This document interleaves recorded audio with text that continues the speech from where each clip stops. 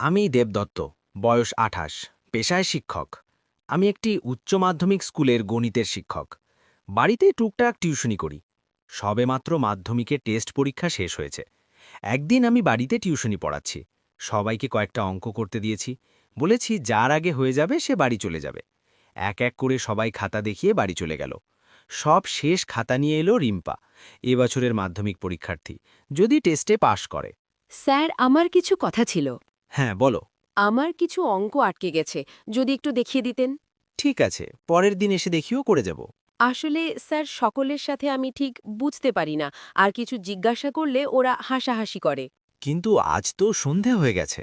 অসুবিধা নেই স্যার, আমি চলে যেতে পারবো। যদি আপনার অসুবিধা থাকে তো। না না, কোনো অসুবিধা নেই। ঠিক আছে, তুমি অঙ্কগুলো বের করো। রিম্পার আগ্রহে আমি একটু অবাক হলাম। যে মেয়ে পড়াশোনার কথা বললে আশপাশে থাকে না, সে কিনা নিজে থেকে অঙ্ক করতে চাইছে। আবার ভাবলাম মাধ্যমিক এসে গেছে, তাই বুঝি পড়াশোনায় মন বসেছে। আমি বেশ ধৈর্য ধরে ওকে অঙ্ক বোঝাতে লাগলাম। রিম্পাও আগ্রহ নিয়ে বোঝার চেষ্টা করতে লাগল। রিম্পার আগ্রহে আমি খুশি হলাম। বেশ কয়েকটি অঙ্ক করার পর ঘড়িতে দেখলাম ৭টা বাজে। আমি রিম্পাকে বই খাতা গুছিয়ে নিতে বললাম। যদিও ও আরও কিছু অঙ্ক করতে চাইছিল, কিন্তু আমি না করলাম, কারণ গ্রামে সন্ধ্যের পরে কেউ বাহিরে থাকে না। সেখানে ৭টা মানে বেশ রাত। আমি শহরে মানুষ হলেও চাকরি সূত্রে ২ বছর গ্রামে বসবাস, তাই এখানকার রীতিনীতি কিছুটা হলেও জেনেছি। বউ রিমি, ৩ বছরের ছেলে, আর শিক্ষকতা নিয়ে বেশ ভালোই আছি। যাক, সেসব কথা। রিম্পা অনিচ্ছা সত্ত্বেও বই খাতা গুছিয়ে নিল। বাইরে তো অন্ধকার হয়ে এসেছে, তুমি যেতে পারবে তো রিম্পা? রিম্পা যাওয়ার জন্য সবে পা বাড়িয়েছে, রিমি পিছন থেকে ডেকে আমাকে একটা টর্চ লাইট দিয়ে বলল, গ্রামের অন্ধকার পথ, তার উপর একা মেয়ে যাবে, তার চেয়ে তুমি বরং ওকে একটু এগিয়ে দিয়ে এসো। আমি টর্চটা নিয়ে রিম্পার সাথে হাঁটতে শুরু করলাম। শরৎকাল, বাইরে ফুরফুরে মিষ্টি হাওয়া। আমাদের বাড়ি থেকে রিম্পাদের বাড়ি যাওয়ার ২টি পথ। একটি গ্রামের ভিতর দিয়ে ইটের রাস্তা, যেটা দিয়ে গেলে হেঁটে ঘণ্টাখানেক লাগবে। অন্যটা মাঠের মাঝখান দিয়ে ছোট জমির রাস্তা। গ্রামের লোকজন চাষবাসের কাজের জন্য ব্যবহার করে। এটা দিয়ে গেলে ১০-১৫ মিনিট লাগবে। আমরা দ্বিতীয় পথ ধরলাম। রাস্তার দুপাশে শুধু ধান আর ধান। হাঁটতে হাঁটতে রিম্পার সাথে টুকটাক কথা হচ্ছে। পড়াশোনার প্রতি এই আগ্রহ কটা দিন আগে দেখালে মাধ্যমিকে ভালো রেজাল্ট হতো, যদিও এখনো সময় আছে। হ্যাঁ স্যার, আমি এখন থেকে আর ফাঁকি দেব না। আচ্ছা স্যার, আমাদের অঙ্ক খাতা দেখেছেন? আসলে স্যার, ওই অঙ্কটায় আমার ভয়। ঠিক আছে, কোনো সাহায্য লাগলে আমাকে জানাবে। আমরা কথা বলতে বলতে এক বিশাল ভুট্টা বাগানের সামনে আসলাম। প্রায় ১০ বিঘা জমির উপর ভুট্টা চাষ। লম্বা লম্বা ভুট্টা গাছে বাতাস বেঁধে সাঁ সাঁ করে শব্দ হচ্ছে। হঠাৎ রিম্পা থমকে দাঁড়িয়ে লুঙ্গির ওপর দিয়ে আমার বাড়া মুঠো করে ধরে, প্লিজ স্যার, আমাকে টেস্টে অঙ্কে পাশ করিয়ে দিন। রিম্পা আস্তে আস্তে লুঙ্গির নিচ থেকে হাত ঢুকিয়ে বাড়ায় হাত দিল। কচি মেয়ের নরম হাতের ছোঁয়া পেয়ে আমার বাড়া মহারাজ তিরিং করে লাফিয়ে উঠল। বুকের ভিতর ধকধক করতে লাগল। রিম্পা আমার একটা হাত নিয়ে জামার ভিতর দিয়ে ওর মাই ধরিয়ে দিল, আর নিজে আমার বাড়া আলতো করে খেঁচতে খেঁচতে, আমার মাই, দুধ, বাছা সব কিছু আপনাকে দিলাম। আপনি যখন যতবার খুশি আমাকে চুদ, বিনিময়ে শুধু টেস্টে অঙ্কে পাশ করিয়ে দিন।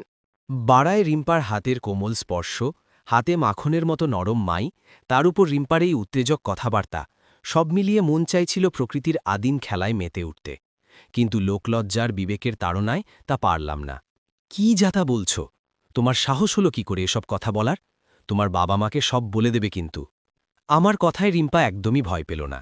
উল্টে আরও জোরে জোরে বাড়া খেঁচতে খেঁচতে বলে, কি বলছেন স্যার? আপনার কি আমার এই গতর দেখে একটুও লোভ হয় না? সামান্য অঙ্কে পাশ করিয়ে দেওয়ার জন্য এরকম একটা কচি মেয়ের উঠতি যৌবন ভরা দেহ পেয়ে যাবেন? দয়া করুন স্যার। আমি রাজি হচ্ছি না দেখে রিম্পা এক আশ্চর্য কাণ্ড করল। লুঙ্গির ভিতর মাথা ঢুকিয়ে বাড়া মুখে পুড়ে নিল। তারপর শুরু হলো চোষা। বাড়াটা পুরো মুখের ভিতর ঢুকিয়ে র্যান্ডি মাগেদের বাড়া চষছিল। মাঝে মধ্যে জিভ দিয়ে বাড়ার মাথায় বুলিয়ে দিচ্ছিল। এবার আর আমি ধৈর্য ধরে রাখতে পারলাম না। মনে হচ্ছিল এখুনি বাড়ার রস বেরিয়ে যাবে। আমি তাড়াতাড়ি রিম্পার নরম তুলতুলে মাই দুটো ধরে দাঁড় করালাম। বললাম, ঠিক আছে, আগে খাতা দেখি, তারপর দেখা যাবে। তাছাড়া কেউ দেখে ফেললে তোমার আমার দুজনের বদনাম হবে। খাতা না দেখা হলেও আমি জানি ফেল আমি করবই, কারণ পরীক্ষা তো আমিই দিয়েছি।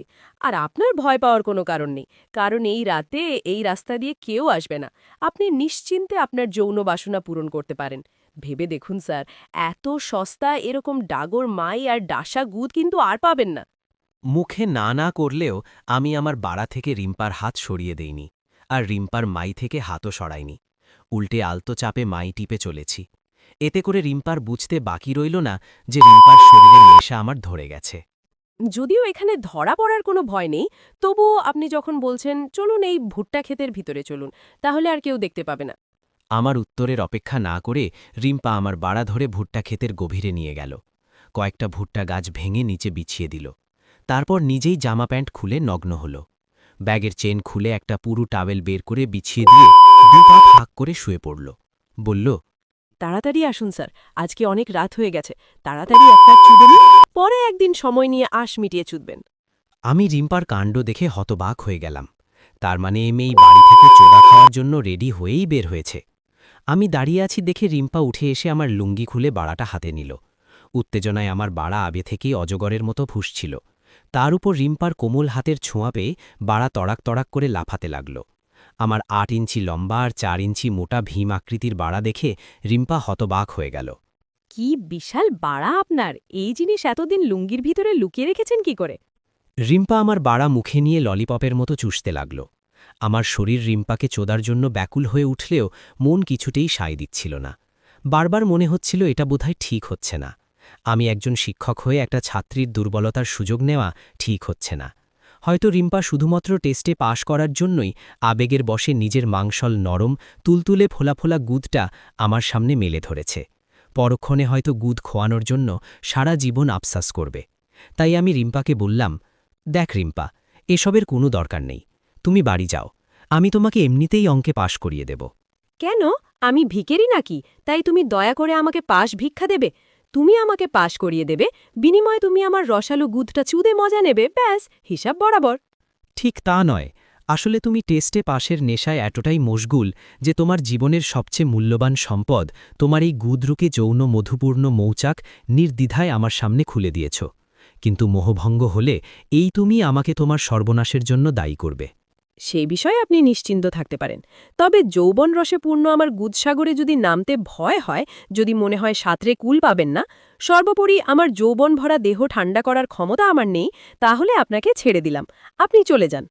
এই কথা শোনার পর আমি আর নিজেকে সংযত রাখতে পারলাম না। আমার জামাটা খুলে ছুঁড়ে ফেলে রিম্পাকে ঠেলে শুইয়ে দিলাম। তারপর গুদের কাছে হাঁটু গেড়ে বসে গুদের চেড়ায় বাড়া ঠেকিয়ে জোরে দিলাম এক থাপ। বাড়ার মুন্ডিটা ভিতরে ঢুকে আটকে গেল। রিম্পা অক করে শব্দ করল। কোমর পিছিয়ে এনে সজোরে আবার থাপ মারলাম।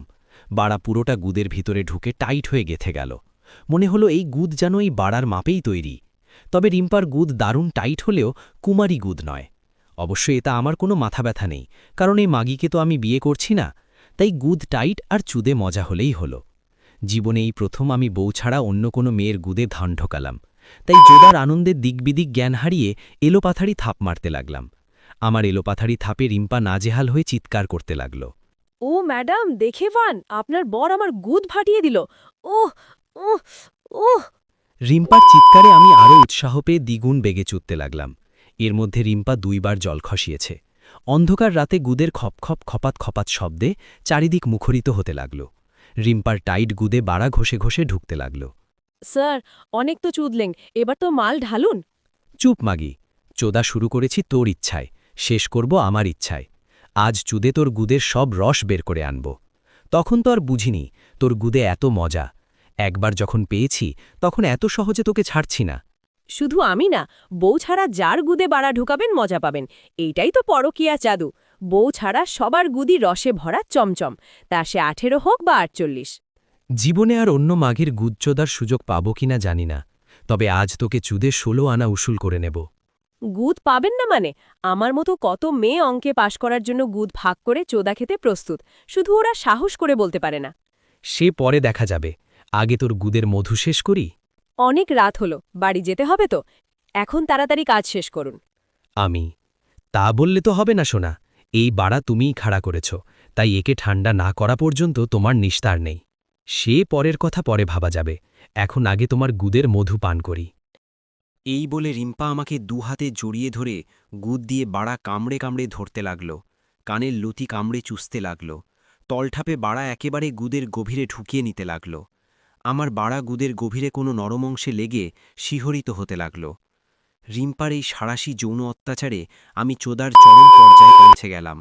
আমার তলপেট কুঁকড়ে এলো, গায়ে সব লোম কাটা দিয়ে উঠল, বাড়া গুদের ভিতর লাফাতে লাগল। এক্ষুনি আমার মাল বেরুবে বুঝে আমি সর্বশক্তি দিয়ে কয়েকটা ঠাপ মেরে বাড়া গুদের গভীরে ঠেসে ধরে, দিন স্যার, দিন, বীর্যে আমার গুদ ভরে দিন, এক ফোঁটা বীর্য যেন বাইরে না পড়ে, আমার গুদ মন্থনের মধু আমার গুদেই দিন। আমি রিম্পার গুদ মালে ভাসিয়ে বাড়া গুদের মধ্যে ঠেসে রেখে রিম্পাকে জড়িয়ে ধরে ওর শরীরের নরম স্পর্শ অনুভব করছিলাম। রিম্পাও আমার লোমশ বুকের নিচে নিজেকে এলিয়ে দিয়ে গুদে বীর্যপাতের চরম মুহূর্তটা উপভোগ করছিল।